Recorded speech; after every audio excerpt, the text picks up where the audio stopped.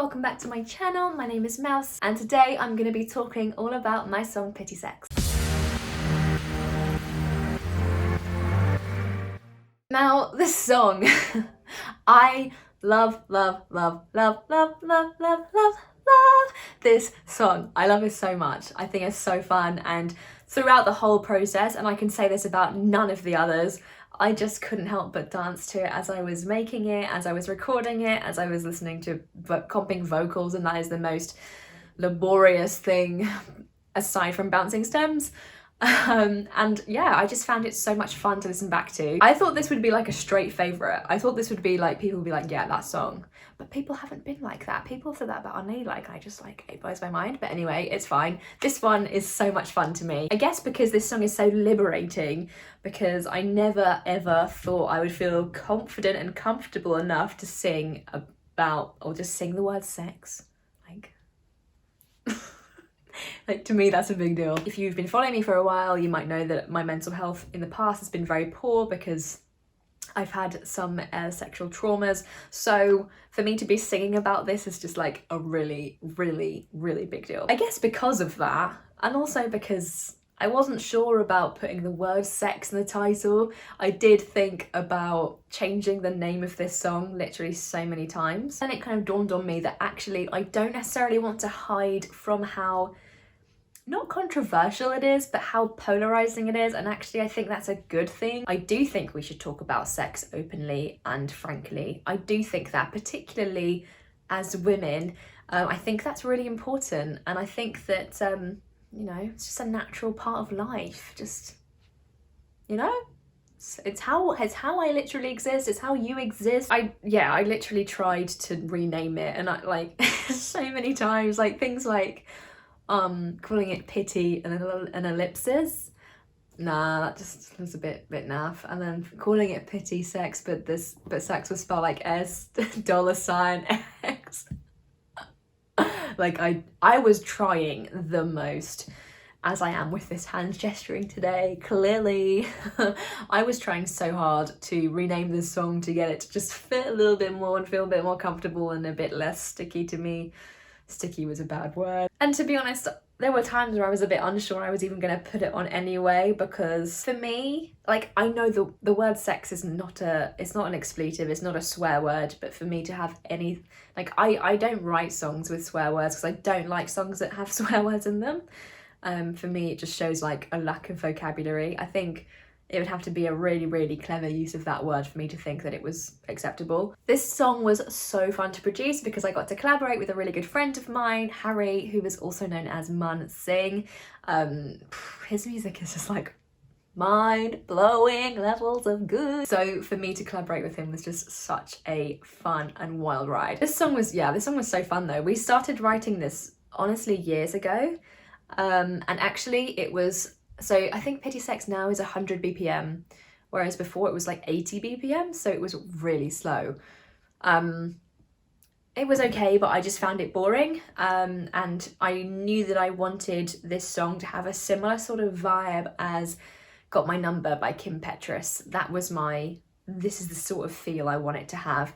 Not the same instrumentation, of course, but the sort of like bouncy cheekiness, that's what I wanted. The lyrics in this one came quite naturally, to be honest with you. I didn't spend long writing this song at all, and I've spoken in previous videos about how important it is for me in my writing to just be able to bleh a song out. Because I definitely find that my songs are just better if I don't sit and think about them for too long. I guess the only song that I've written that really breaks that rule is Unladylike, because apparently everybody thinks that's the best song on the EP, so if you disagree, let me know. I would genuinely love to know, because I skipped that one. Ultimately, I think these lyrics are pretty clear, but for the people at the back, this song is basically about when you have an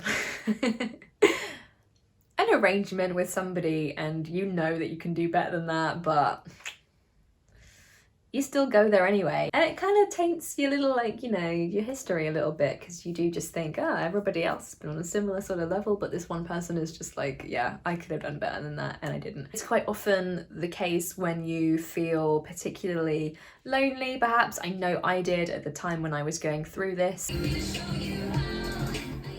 I swear, this is the only song on the whole EP that it doesn't matter how many times I've heard it, the beat is just too good. It's just too fun. It's just, I have to dance and I have to like bounce on my little bouncy ball. I'm not gonna show you down here because I actually have no trousers on because I'm working from home. Why would I wear trousers?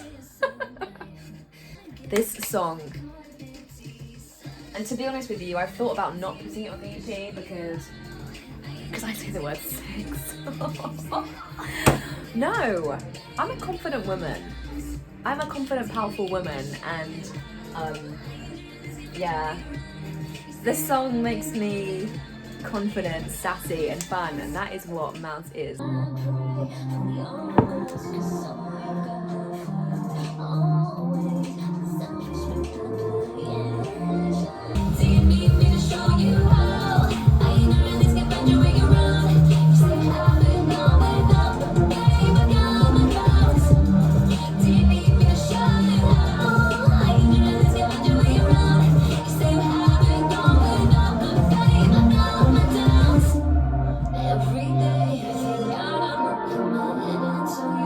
Oh yeah, okay.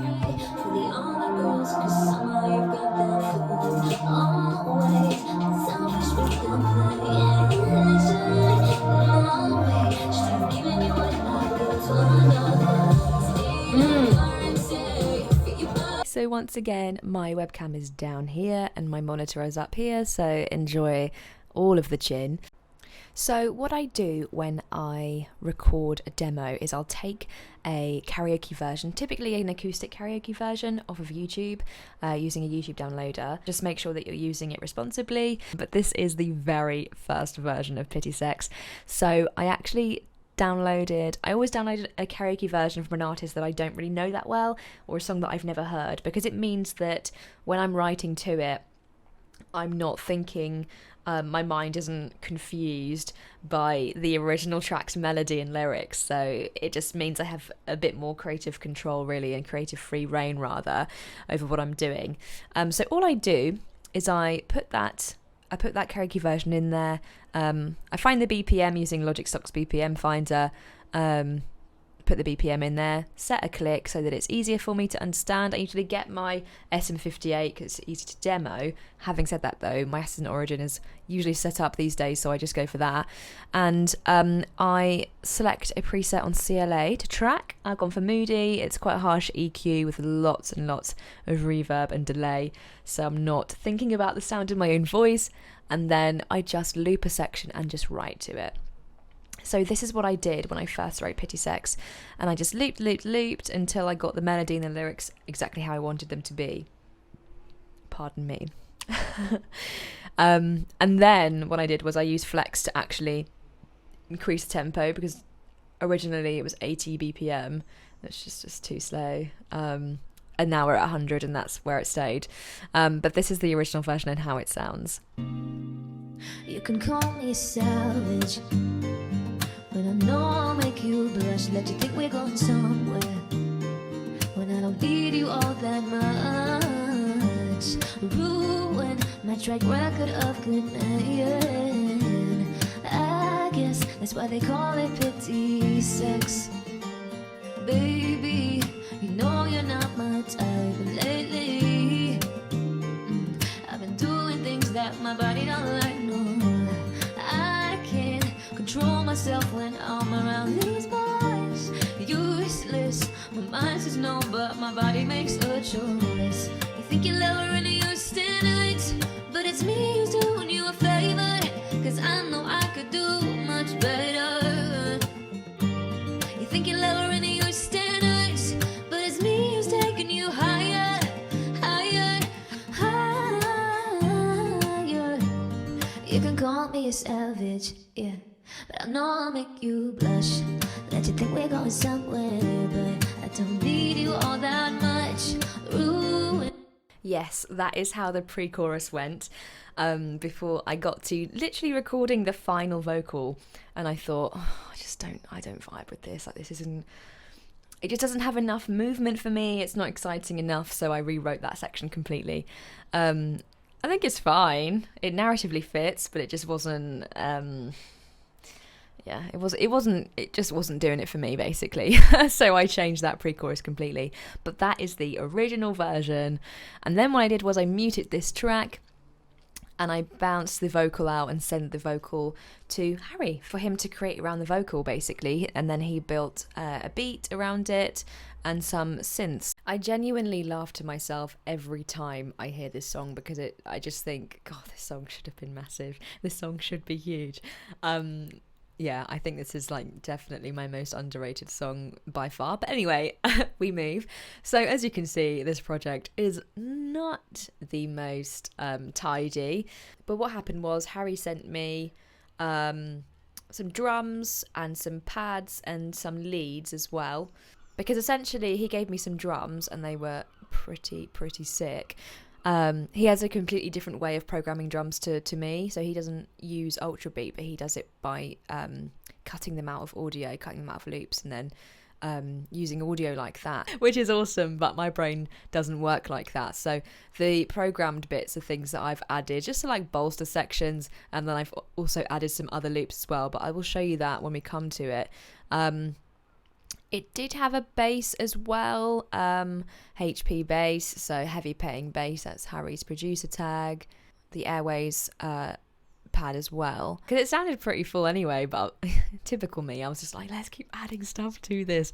So yeah, there's just so much going on, which is all right, but it made mixing it a little bit challenging, to be honest. This one was definitely the hardest one for me to get my head around, because of how many layers there are in the drums. So yeah, I was very thankful that I had some assistance when it came to mixing the CP, because this one was challenging, and it was challenging because I had added so much stuff and there was so much stuff going on. But what I do is I have an a cappella going on like this. No, you're not my type, and lately I've been doing things that my body don't like, no. I can't control myself when I'm around these boys. Useless, my mind's slow, but my body makes a choice. Drowned in reverb, right? And delay. But yes, I'll put in one of those and I'll usually have it quite quiet. I think everything in here... Oh no, nothing has been zeroed, that's fine. I usually have it quite quiet in the mix, just so that I can kind of create the track around it and get the context of where the vocal is going to sit. Yeah, let's go through this project and let's understand what's going on. So we have two side chains, one which is on every beat of the bar, and then I also have another side chain which is quicker. And it follows the same kick pattern, but just for one of the kicks, because we do have a couple. Three at once, which is a bit mad. But I did just make sure that my kind of main kick, as it were, had this side chain. I don't know why I didn't just use the compressor and side chain to the channel, to the MIDI, which would make more sense really, rather than having this extra Klopfgeist, but that's the way I did it at the time, so that's fine. Maybe at the time I wasn't aware I could do that. But yes, anyway, two side chains. I like to have them at the top, or at least around the drums. The drums are my favourite part of this song. I think this beat is so sick. It's so sick. And I think it's sick because there's just so much going on. I love percussion. I love rhythm. Yeah. Let's just listen to the beat.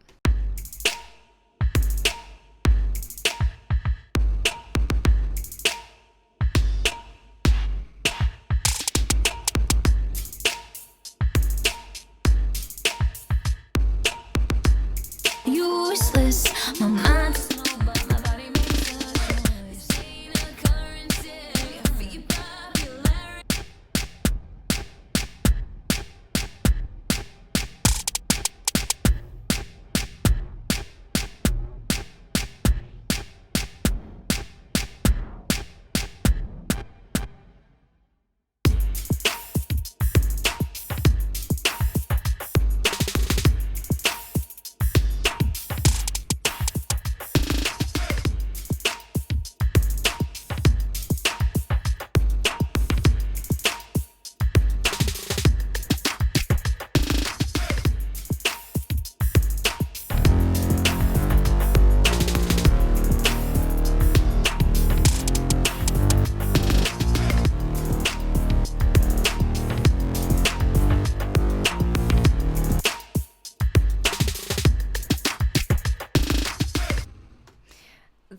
loop that has the hey in it as well was also one of Harry's, and I love this addition so much. I think it's this one.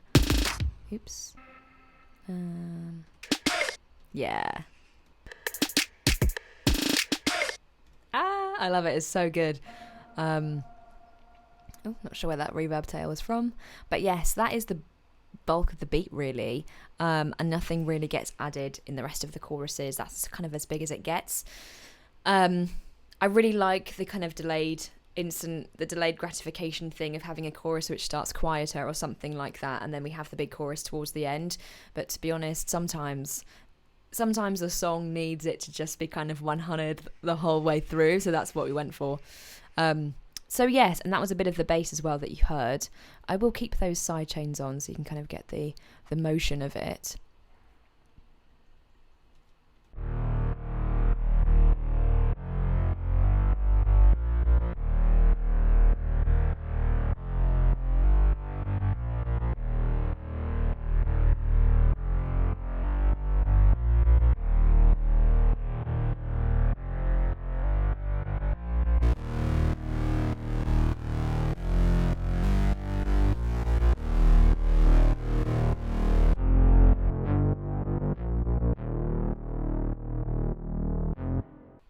One of my favourite things in this project is this FX laser.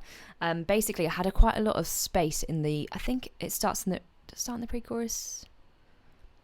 Basically, I had quite a lot of space in the verse and kind of space like up here, and I wasn't really sure what to do with it. So I added this sound here.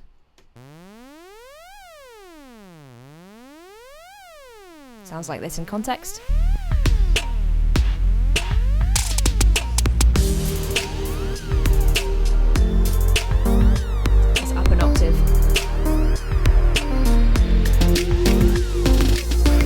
Yeah.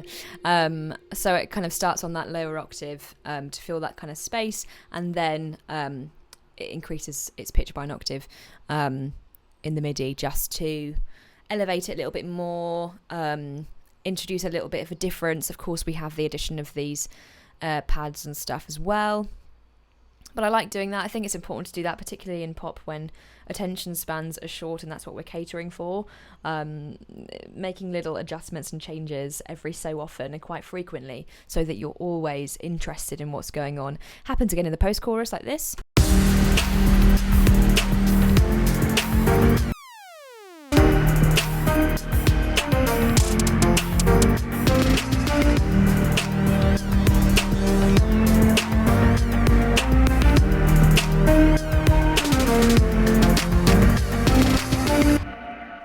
The other thing that Harry added, which I loved actually, was this first two.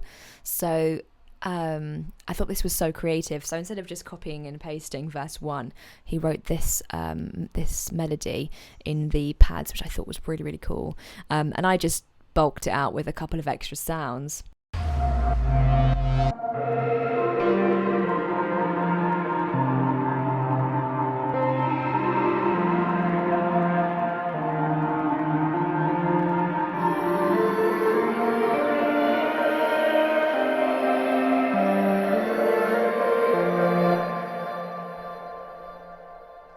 So cool. I really enjoyed that, and it again gives it a completely different feel, and it allows verse 2 to feel really fresh, which is awesome. What else have we got that's sick that's happening here? I mean, to be honest, I just think this whole track is sick, to be fair. Let's just minimize bass and drums, and let's see what these sound like.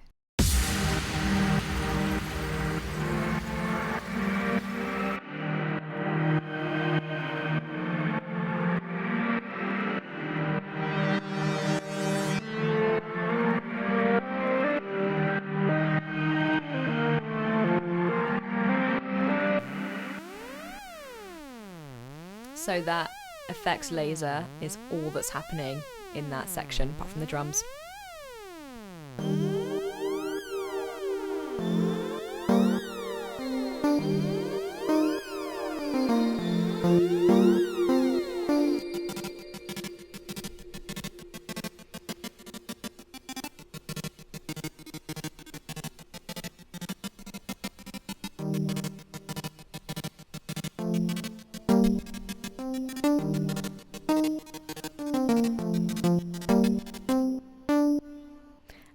absolutely no pads, just bass, vocals and drums in the first half of the chorus.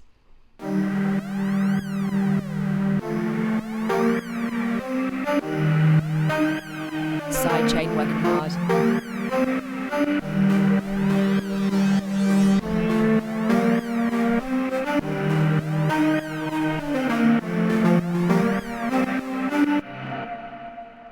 And then we use the same kind of pad sound for the middle eight as well.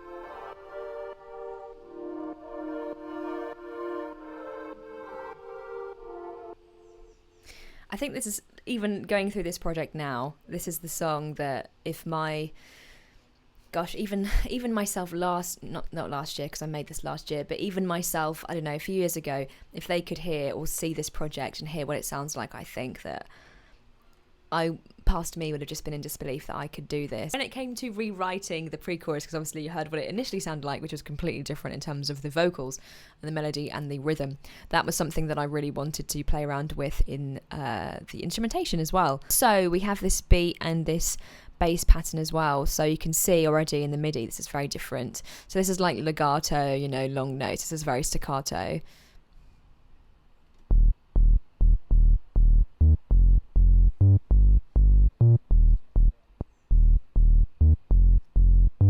And then it's doubled here.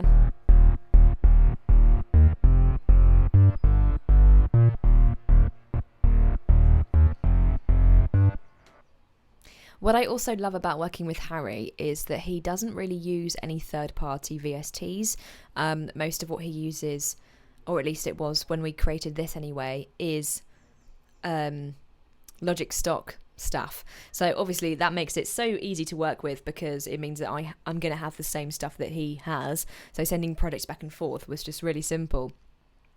But it also means that they're just used in a completely different way. Like, I'd never really used Sculpture before, which is this Logic stock VST. And this is such a versatile synth, and it's incredible, and it does so much, but I hadn't really explored that. But anyway, that is Pity Sex in a nutshell. I'm so proud of this song, and I think I always will be. Oh, the other thing I want to mention before I stop this is the transitions. There are so many. This is probably the song on the EP that has the most impacts and risers, and yeah, they make a world of difference. But this is us going into the chorus.